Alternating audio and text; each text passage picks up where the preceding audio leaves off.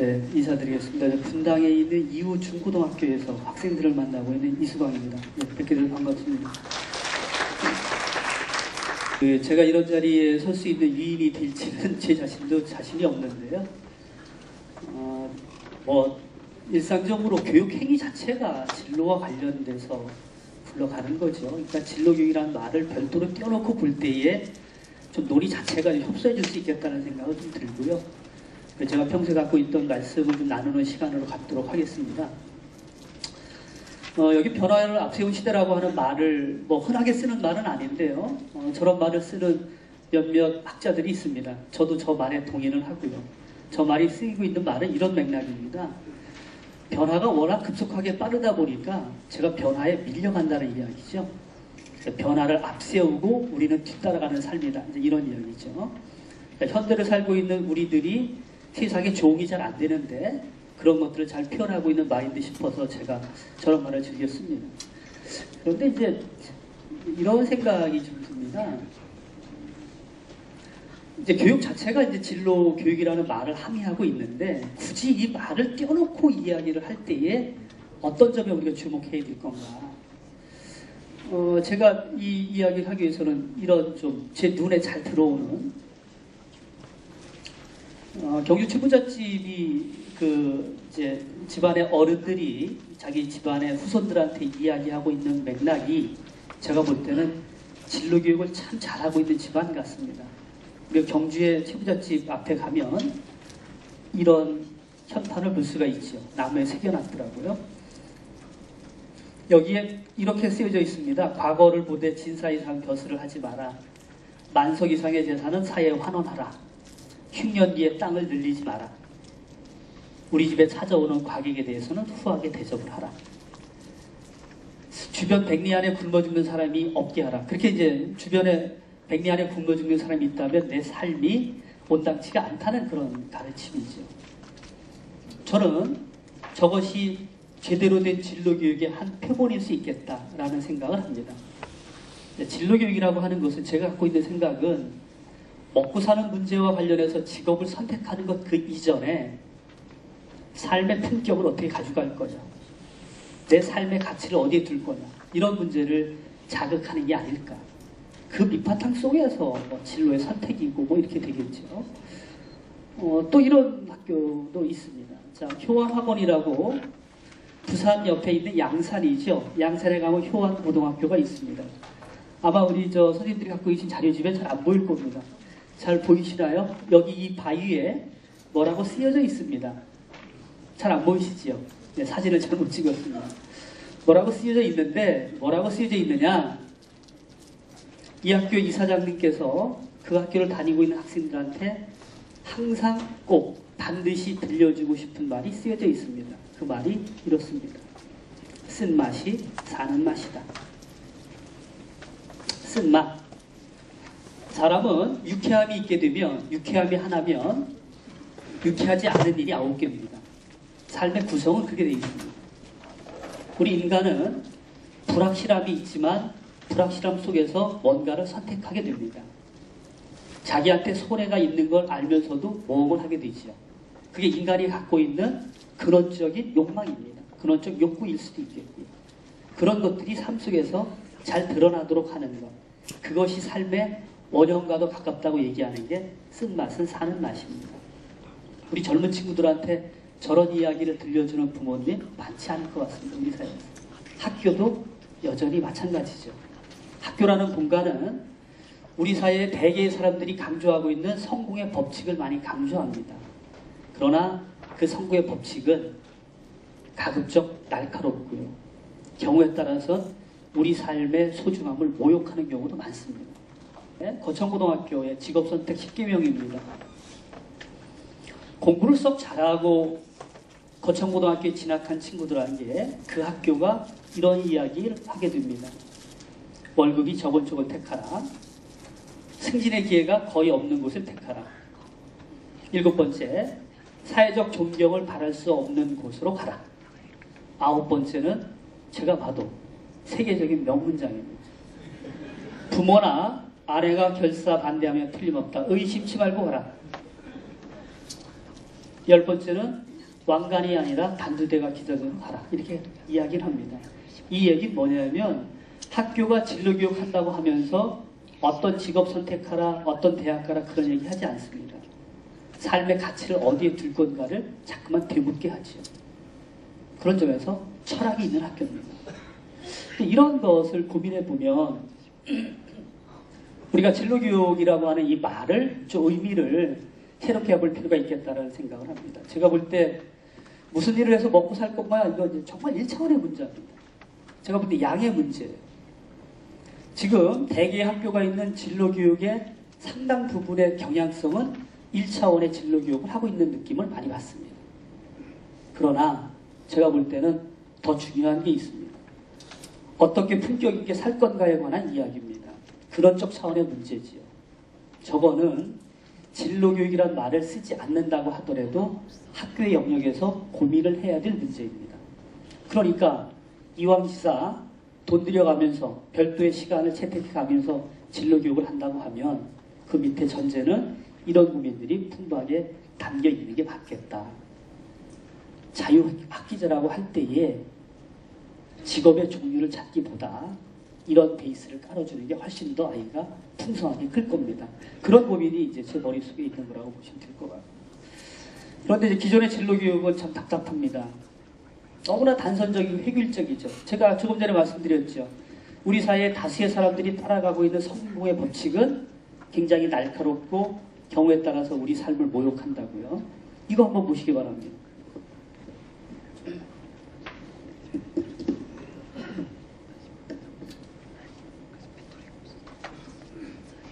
어느 대학 교수인 아버지가 자기 아들한테 묻습니다. 너 뭐하러 과외 하니? 그러니까 좋은 대학 가려고 한답니다. 좋은 대학 가서 뭐 하려고 하니까 그 답이 이 아버지를 참 마음 아프게 해요. 뭐라고 했을까요? 네, 과외해서 돈 많이 벌려고요. 이게 특정한 이례적 사건이 아닙니다. 뒤에서 확인해 보시면 되겠지만 아이들 돈 너무 밝힙니다. 있는 돈의 액수가 개념적으로 있는지도 잘 모르겠어요. 이 아이는 한 10억쯤 벌으면 뽐나게 살 것 같으니까 10억쯤 벌겠다는 이야기, 그런 꿈을 이제 툭툭 내뱉지요. 여기 인문학을 많이 강조하고 있는 경희대학교 후마니타스의 학장을 하고 계시죠? 도정일 교수님. 이분께서 지난해 10월 달에 쓴 글을 보게 되면 자기네 학교 후마니타스에 들어온 아이들조차 돈에 대해서 얼마나 저거하고 있는지를 잘 보여주고 있습니다. 돈에 구속된 삶, 뭐 이런 거라고 볼 수 있습니다. 이런 거 놓고 보게 되면 좀 약간 슬프지요. 두 번째는 이제 진하게 가려진 진로교육입니다. 우리 친구들이 상당수가 이런 생각을 많이 해요. 올백 압력을 받고요. 명문대학, 번듯한 직장 이런 식으로. 제가 만났던 여학생은 공부도 잘하면서 미모까지 뛰어납니다. 몸매 같아요. 이 친구가 명문대에 가기를 굉장히 바랍니다. 제가 어느 날 물어봤어요. 너 왜 이렇게 좋은 대학 가려고 이렇게 입버릇처럼 얘기하냐 그랬더니만 얘기합니다. 이 몸매에, 이 미모에 명문대 가서 벤치에 앉아있게 되면 흑기사가 온다는 겁니다. 그렇게 믿는 친구도 상당수가 있습니다. 좀 뭔가 좀 우리가 고민을 해봐야 될 지점이 아닌가 싶어요. 고등학교 아이들한테 공익 광고 만들려고 하니까 자기네 처지를 이런 식으로 이제 반영을 한 겁니다. 예, 그래서 아이들은 낙오 공포가 일상화되어 있지요. 낙오 공포가 일상화되어 있는 조건에서는 모험심, 뭔가 새로운 상상력을 발동하기가 쉽지가 않을 겁니다. 이런 거 한번 학교에서 생각해 보자는 겁니다. 라고 볼 수 있겠고요. 예, 전문 인력, 인프라 참 부족합니다. 삶을 고민하는 아이들에게 닮고 싶은 삶, 존경할 만한 삶을 얘기하는 삶의 형식을 이야기해주는 사람이 극히 적다는 것이 학생들의 반응입니다. 그러니까 배치 기준표를 가지고 논의하는 교사는 있을지언정 좀 더 근본적인 문제에 대한 고민은 좀 적다는 거지요. 그런 점에서는 이 인력도 부족하지만 콘텐츠도 굉장히 빈약하다고 볼 수밖에 없지 않겠는가라는 생각입니다. 예, 그래서 이런 거 이게 이제 캐디에서 만든 자료더라고요. 한국개발연구원에서 나온 자료를 보다 보니까 이 대학생들의 이 선호하는 직업은 대기업이 굉장히 많은데요. 한 것만 있어요. 실제 노동시장에는 중소기업이 굉장히 많다는 거죠. 이런 이제 미스매치, 인식의 미스매치가 왜 일어났을까라는 생각도 여전히 중고등학교 단계에서의 이 컨텐츠의 미흡함을 반영하고 있는 게 아니냐. 또는 삶의 형식에 대해서 아이들이 잘못 안내받고 있거나 아니면 특정한 삶의 형식을 내 삶의 형식인 것처럼 받아들이고 있는 게 아닌가. 뭐 그런 생각을 좀 해볼 수 있겠다는 겁니다. 예. 저는 우리 학생들 중에 대학 가지 않겠다고 수업 안 듣겠다고 하는 애들이 가끔 나타나면 아주 혼을 냅니다. 네, 대학 안 가도 배워야 되죠. 수능 시험 안 봐도 배워야 됩니다. 그러나 어릴 때부터 이 아이들의 배움에 대한 이 인식 프레임 자체가 공부는 시험이에요. 대학입니다. 그러다 보니까 안 배워도 된다는 생각을 너무 많이 해요. 너무 낮은 차원의 생각이죠. 무지, 판단, 오류, 맹신, 공포로부터 자유롭게 해서 배우는 겁니다. 대학을 가고 건 상관이 없어요. 그러니까 이런 것도 잘 안 내주는 게 맞다는 거예요. 진로에 대해서 제대로 우리가 얘기하려고 한다면. 예, 이런 게 저 눈에는 많이 슬픕니다. 인터넷상에 떠돌고 있는 어느 학교의 모습인데요. 수능이 끝난 다음에 학교에서 트럭을 몇 대 대놓고 학생들은 3층, 5층에 올라가지고 책을 던지기 시작합니다. 퍼포먼스죠, 일종의. 지겨운 책 다 버리는 겁니다. 아무렴 우리가 세상을 살아가는데 세상을 뭘로 보느냐? 개념으로 봅니다. 눈으로 보는 게 아니라. 머릿속에 세상을 이해하는 개념은 대개는 고등학교 과정까지 배웠던 개념이나 논리책의 이론으로 세상을 보게 돼 있습니다. 좀 더 이제 전문적 영역에 가게 되면 깊이 있는 공부가 필요하지만. 그런데 그거 이렇게 허접하게 버리는 게 바로 뭐냐? 배움이 지나치게 희화화됐다는 거예요. 배움 믿고로 시험 절대주의예요. 이걸 깨야 됩니다. 그래야 아이들이 훨씬 크고 자기 삶을 고민하게 돼요. 근데 이런 고민들까지 아직 안 나가고 있는 문제가 있는 게 아닌가. 저는 어느 학교인지 모르겠습니다. 이 학교의 교장 선생님이나 이 학교의 선생님들이 한 번쯤 교육에 대한 근본적인 성찰이 필요한 지점이라는 생각을 저는 지울 수가 없습니다. 야만입니다. 반교육입니다. 여기 이런 얘기 나와 있습니다. 저는 그 교육학자보다 이분의 얘기가 굉장히 의미 있게 들려요. 이게 이제 대한항공의 신지수 조종사분인데요. 이분의 얘기입니다.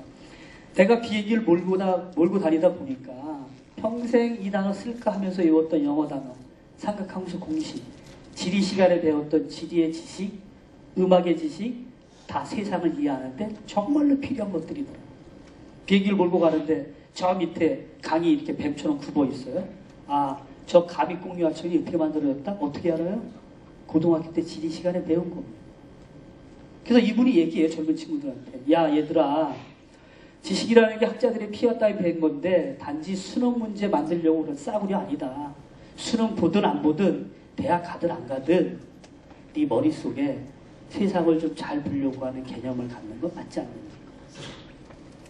그래서 진로교육의 본질은 저는 이렇게 부른 거죠. 존재미학. 삶의 멋이 어디 있는지를 고민하게 하는 것. 꿈은 가치지요. 가치를 찾게 하는 것. 성장 동기, 자기 스스로 뭔가 해낼 수 있겠다는 의지를 갖게 하는 것. 공부하는 자유 이유를 갖게 하는 것. 이런 것이 이제 진로교육에서 좀 밑바탕이 깔리면 좋겠다라는 생각을 하는 겁니다. 이 존재미학이라는 말을 많이 쓰진 않았는데요. 제가 찾아봤어요. 찾아보고 여러분한테도 묻기도 하고 뭐 토론도 해보니까 존재미학 이렇게 정리할 수 있겠더라고요. 나의 존재를 하나의 작품으로 만드는 것. 나를 작품으로 만드는 내 삶을. 세상에 멋스러운 미술도 있고 뭐 여러 가지 있지만 사람의 존재의 만큼 멋스러운 게 없다 이런 얘기죠. 그래서 저는 저희 학교에서 하고 있는 건 삶의 다양성을 좀 보여주려고 많이 애를 씁니다. 아이들한테 대개 의사 그러면 돈 많은 사람, 변호사 그러면 돈 많은 사람 이렇게 정의가 되겠어요. 그래서 제가 늘상 얘기합니다. 의사 중에 200 못 받는 분이 있다. 그분을 모셔왔어요. 의료 생협 하시는 분. 변호사 중에 정말로 돈 안 받고 어려운 사람을 위해서 일하는 사람이 있다. 법무법인 공감에 있는 변호사분들. 예, 그러니까 아이들이 알아야 돼요.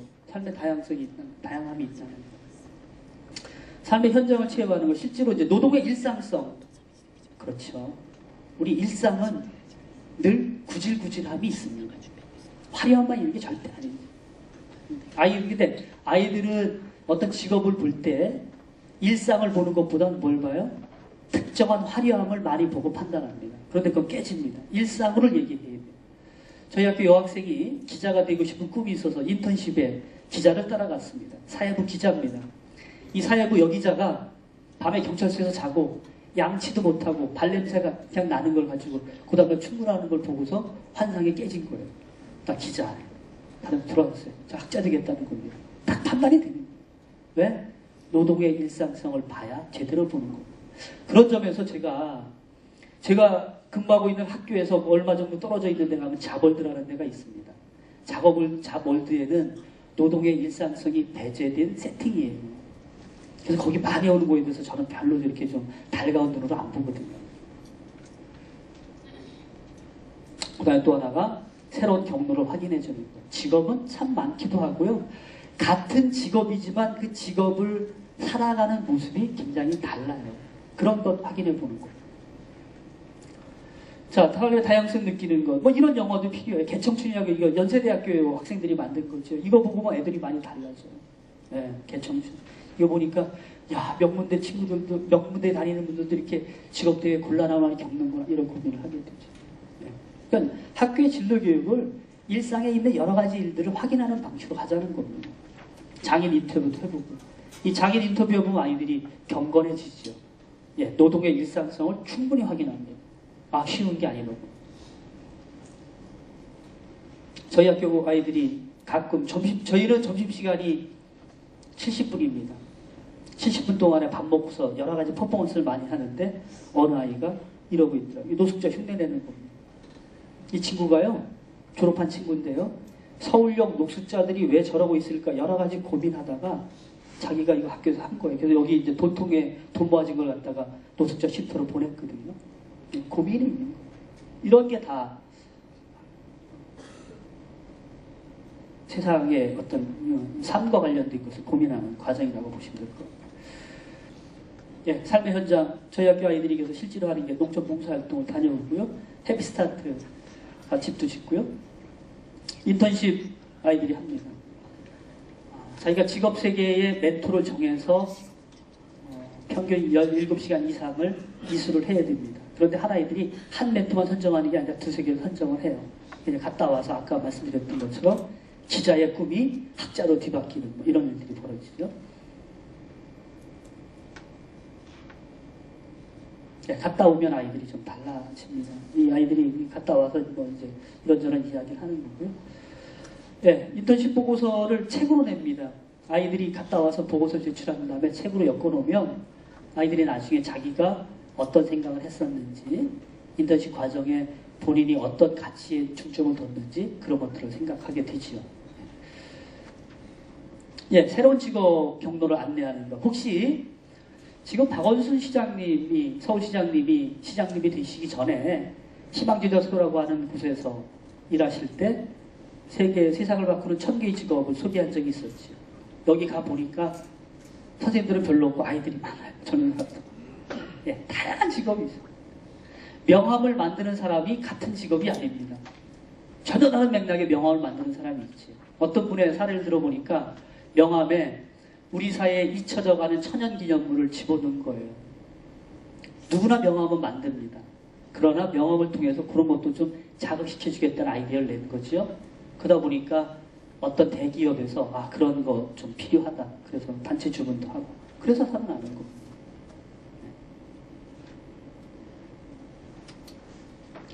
이 탑스 슈즈 많이 자녀분들한테 사주실 텐데요. 이분이 하나를 팔으면 하나 기부하는 회사 아닙니까? 이분이 이렇게 얘기합니다. 주변의 모든 사람이 반대하는 아이디어가 가장 훌륭하다. 그런 아이디어를 찾아라. 우리가 이런 메시지를 전달하는 것도 진로교육 중요할 뿐더러 이런 메시지가 일상에서 인정받는 방식으로 학교 문화가 바뀌어야 됩니다. 그래야 진로교육이 잘하는 학교가 되는 겁니다. 이거 말로는 할 수 있어요. 아이들한테.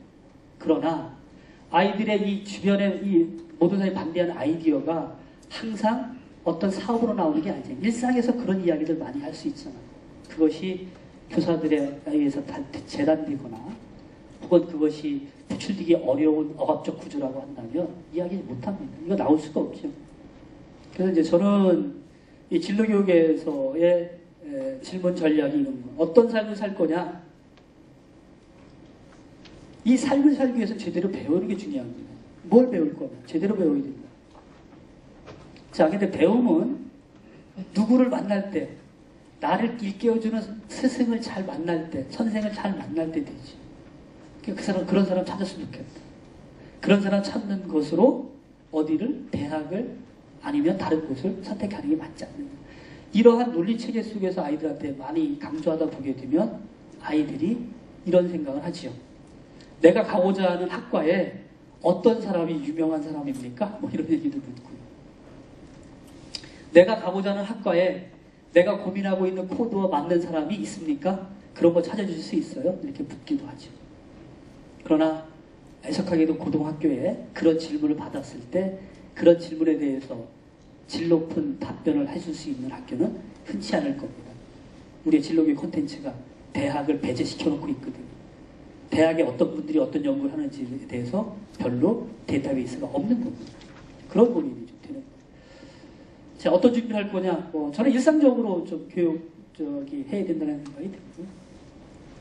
예, 여기 나와 있는 것처럼 진로 콘텐츠 개발해라.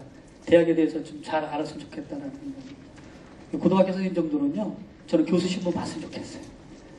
그 안에 이제 여러 가지 이제 정보도 좀 담겨 있는 것 같기도 하고. 제가 제일 중요하게 고민하는 게 이겁니다. 실존에 대한 고민. 어떤 삶을 살 거냐.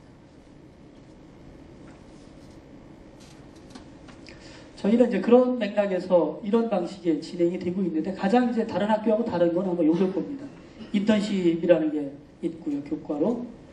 학부모 사랑방이라 해서 직업이 다양한 학부모들이 자기 직업과 관련된 이야기를 하는 겁니다.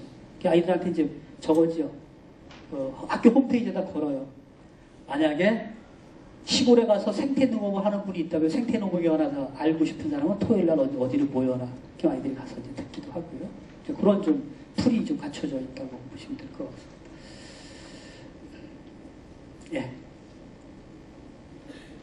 보통의 학교가 창의적 체험활동을 기계적으로 구분하는 경우가 많죠. 저희는 동아리 활동이 굉장히 많은데도 불구하고 동아리 활동을 정규로 채택하지 않았습니다. 오히려 다른 게 더 많다는 거죠. NGO, 통합기획, 진로탐색 프로젝트. 그래서 아이들이 뭔가 주제를 하나 정해가지고 꾸준히 해내는 겁니다. 어떤 친구는 서울 지하철역마다 각 호선도를 비교하는 애가 있어요. 차이점을. 지하철을 비교하다 보면 도색이 다르죠. 안에 디자인도 다릅니다. 근데 좀 더 들어가게 되면 광고가 달라요. 각 지하철 호선마다 광고가 다른 사실을 깊이 캐다 보면 서울이 얼마나 구획화된 도시인지를 확인하게 됩니다. 보통 사회학자들이 하는 일이죠. 그러니까 이런 것들이 그렇게.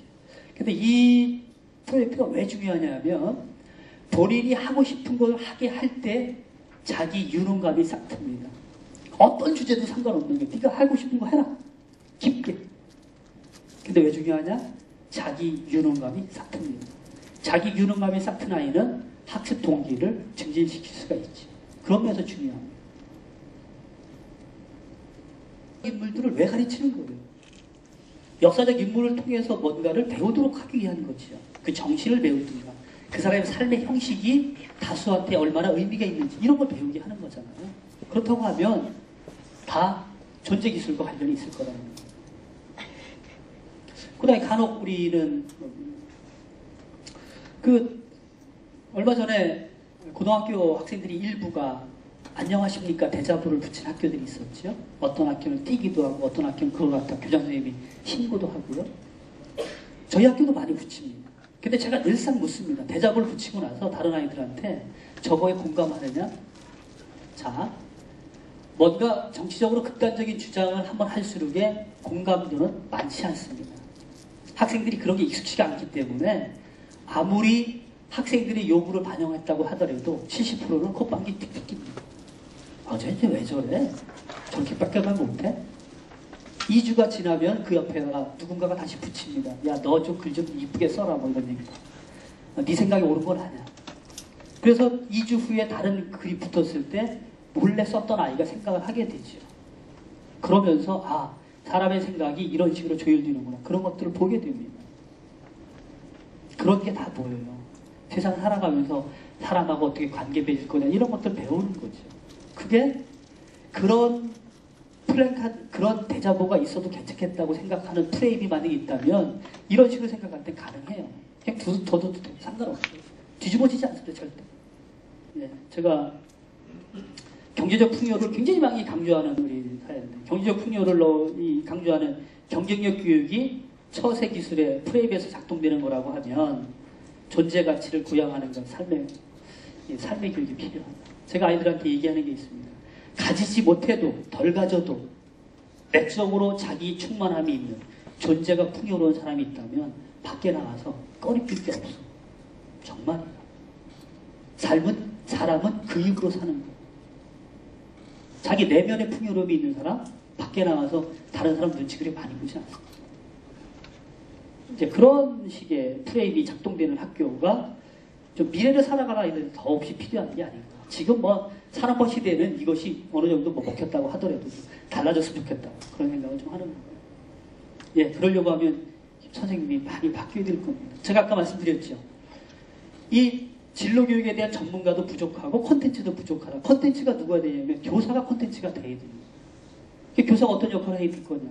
저는 잘 모르겠습니다만 학자들이 이야기를 따라가다 보면 교사의 명함을 이렇게 새겨야 된다고 얘기를 한다고 했어요. 그거 너무 어렵고요. 이것도 너무 어려워요. 인간과 세계에 대한 신뢰 영식을 조각하는 사람입니다.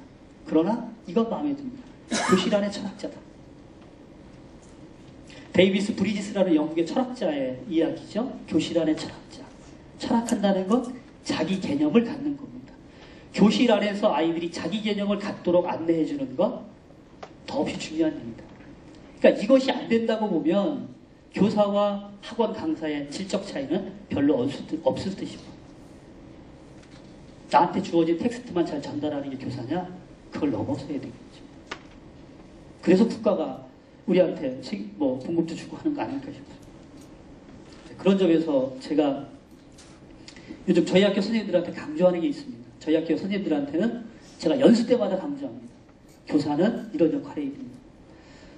끊임없이 학생들이 들을 만한 삶에 관한 이야기, 한 번도 들어보지 못한 삶에 관한 이야기를 들려줘야 됩니다. 그게 당신의 의무다. 왜? 학교가 삶의 공간이기 때문에 그렇다. 그래서 제가 이제 아이들한테 자주 쓰는, 저도 수업을 합니다. 자주 쓰는 말이 뭐냐면 수업 시간에 이렇게 하다가도 인간이 지켜야 할 자존심이 있는데 인간이 지켜야 할 극대치의 자존심이 있다. 최고의 자존심. 그게 뭐냐? 나이가 들면 본인이 벌어 먹고 사는 거다. 어떻게 되겠다는 생각하지 마라. 본인이 벌어 먹고 사는 거다. 아이들이 처음에는 무슨 얘기예요? 이러지. 근데 생각을 하게 돼 있어요. 그런 얘기를 듣는 거예요. 그래서 이런 역할로서의 교사의 이렇게 질적 전환, 역할의 전환 굉장히 필요한 시점입니다. 어느 순간에 이런 얘기가 거의 안 이루어져요. 교육학 영역에서도 거의 없는 듯 싶고요. 네, 교육청에서 강의하는 것 대개는 이런 얘기는 어디 안타까워요. 우리가 정말로 교육을 사랑하고 내 자녀 이상으로 내 제자를 마음으로 아낀다면 이런 이야기 이렇게 맞다는 거예요. 예, 그래서 훌륭한 교사가 되는 법은 다르지 않습니다. 요즘은 훌륭한 교사가 되려고 하는 사람이 많더구만요. 교생을 받아보면 수업을 하라고 하게 되면 내내 그냥 파워포인트 만드는데 심혈을 기울여요. 아주 훌륭한 교사가 되려고요. 제가 얘기합니다. 그러지 마세요. 먼저 좋은 사람이 되십시오. 교육이라는 것은 좋은 사람이 되게 되면 그 자체로 아이들한테 큰 가르침이 됩니다. 진로교육의 컨텐츠가 이런 곳에서 살아나지 않을까 그런 생각을 좀 해보게 되는 거고요. 네, 그래서 이제 따져 묻습니다. 최근에 공립학교 선생님들하고 대화를 많이 나누다 보면 공립학교 선생님들한테 저한테 끝에 가서 막 불편하게 말씀하시고 교사가 행복해야 아이들이 행복한 일인데 당신 얘기 듣다 보면 아주 행복할 수가 없겠다는 생각을 합니다. 근데 그 얘기를 가만히 들어보면 너무 많이 하라는 얘기 가지고 불편하다는 거지. 뭐 하라고 하니까. 교육청에서도 그런 얘기하면 불편하다는 거예요. 그런데요, 교사의 행복이 여유로움, 물질적 풍요, 책무성의 면제, 이런 방식의 행복이라면요, 명제는 이렇게 바뀌어 있는 거예요. 교사의 행복이 아이들의 불행이다. 그렇죠? 맞습니다. 교사의 행복이 아이들의 행복이라는 이 명제가 타당하려고 하면 이때 교사의 행복이 뭔지 아세요? 교육적 희열입니다. 내가 아이들을 만나서 아이들이 좀 더 삶에 대해서 다른 생각을 할 때 나의 뿌듯함이 있는 건 그 희열입니다. 뭐 이런 고민도 좀 해봐야 될 것 같다는 생각이 들고요. 마지막 한 가지는 제 자신이 아이들한테 그렇게 멋스러운 삶을 산다는 자신할 수는 없습니다. 그러나 이런 모습은 아이들한테 힘이 될 겁니다. 학교에서 동료 교사들끼리 함께 하면서 아이들한테 그런 모습을 보여주는 것은 둘도 없는 산 배움입니다. 교사가 그런 태도를 갖는 게 매우 중요해요. 그럴 때 대전제가 있습니다. 내 삶은 학교를 떠나지 않는 한 학교에 있습니다. 인생이. 우리 학교에서 지지리 궁상 떨다가 밖에 나가서 화려하게 살려고 하는 사람들이 덜어 있어요. 절대 그렇지 않습니다. 학교에서 만나는 학생, 학교에서 만나는 동료, 학교에서 만나는 학부모가 내 삶의 구성 요소입니다. 그들이 이뻐서가 아니에요. 내 인생이 초라하지 않기 위해서 좀 더 부드럽게, 따뜻하게, 의미 있는 관계를 맺으려고 노력하는 거겠죠. 그런 방식 자체가 그런 방식으로 아이들한테 보여질 때 더더욱은 삶의 진로력이 되지 않을까 그런 생각을 합니다. 이상 마치겠습니다. 고맙습니다.